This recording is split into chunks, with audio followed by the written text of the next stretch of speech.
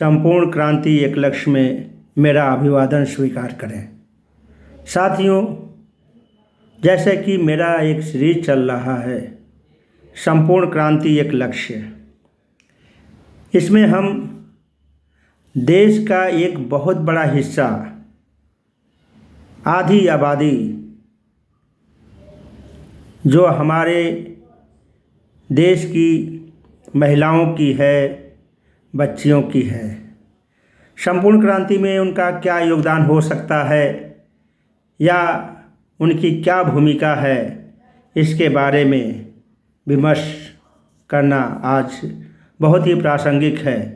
क्योंकि देश की जब आधी आबादी देश के विकास में, देश के निर्माण में अपनी क्या भूमिका अदा कर रही है या हम उसको किस लायक बना रहे हैं, इसके लिए हमें सोचने की आवश्यकता है। आज साथियों, देश की आधी आबादी जो महिलाओं से आती है, आज भारतीय संविधान लागू होने के बाद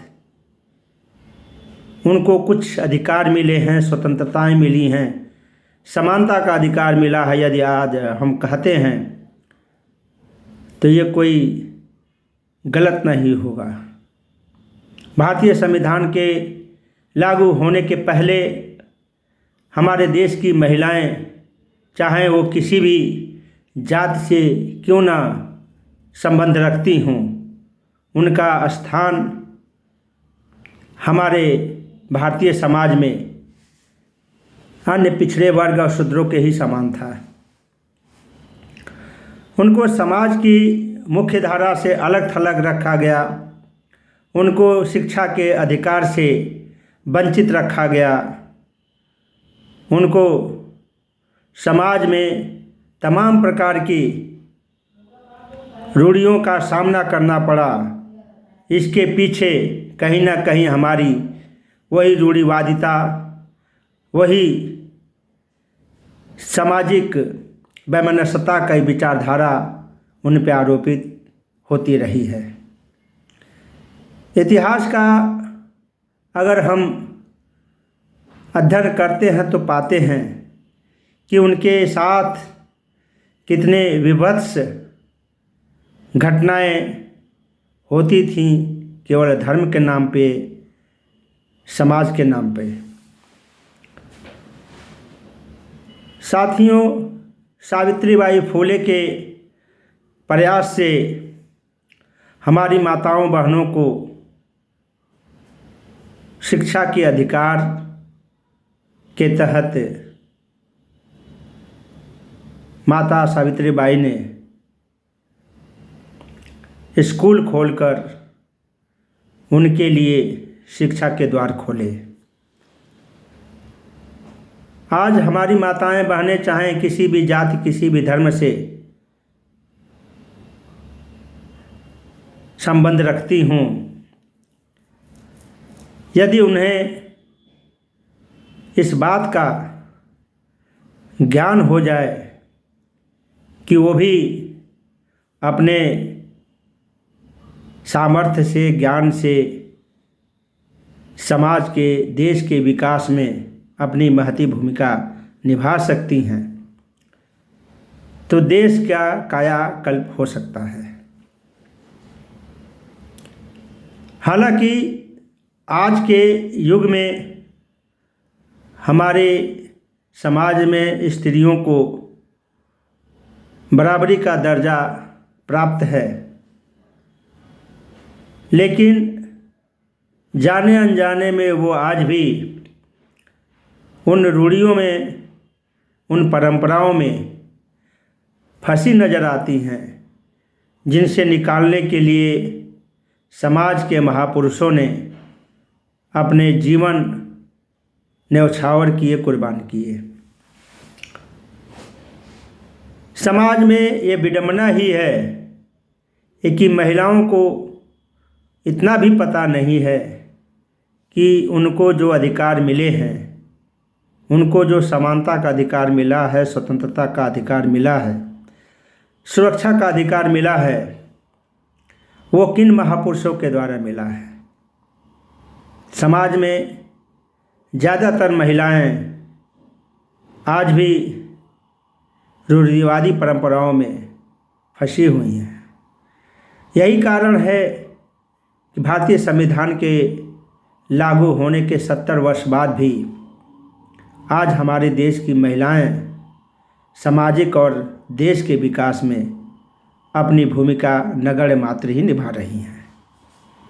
तो हमारा ये मानना है कि अगर हम देश में संपूर्ण क्रांति लाना चाहते हैं तो इसमें हमारे देश की महिलाओं को समाज की अगली पंक्ति में बैठाने के लिए नीति निर्माण में उनकी भूमिका को निर्धारित करने के लिए और भी क्षेत्र हैं जहाँ पे महिलाओं की उपस्थिति नगण्य मात्र है, उनको उस क्षेत्र में आगे जाने के लिए हमारे देश के नेताओं को इस बारे में सोचना चाहिए। साथियों, शिक्षा का मतलब ये होता है कि हम अपने व्यक्तित्व का सर्वांगीण विकास कर पाएँ। आधुनिकता का मतलब ये होता है कि हम अपने पुरातन वैचारिक दृष्टिकोण जो आज प्रासंगिक नहीं है उनको त्याग कर वैज्ञानिक दृष्टिकोण अपनाएं, ताकि हमारे व्यक्तिगत विकास हो सके, हम अपने व्यक्तिगत उपलब्धियों को हासिल कर पाएं। माताएं बहनें इस बात का अगर खुद प्रयास करें, संज्ञान लें, तो ये लक्ष्य हम जल्दी ही प्राप्त कर पाएंगे। हमारे देश की उन महिलाओं की नैतिक जिम्मेदारी, सामाजिक जिम्मेदारी और भी बढ़ जाती है जो देश के उच्च संस्थानों पे कार्यरत हैं या समाज में नेतृत्व की भूमिका में आज विद्यमान हैं। हमारा ये मानना है कि शोषण किसी का भी नहीं होना चाहिए, चाहे वो जाति के आधार पे हो, चाहे लिंग के आधार पे हो। हमें पुरातनवादी ढकोसलों से भरे सामाजिक वातावरण में परिवर्तन लाने की ज़रूरत है। यदि हम ऐसा नहीं कर पाते हैं तो कहीं ना कहीं ये समाज के साथ अन्याय है, देश के साथ अन्याय है।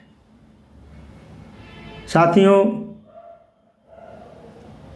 हमारे देश की महिलाओं का जो योगदान है उसको हम लोग कहीं ना कहीं नगण्य मानते हैं, उसको उपलब्धियों में नहीं गिना जाता है।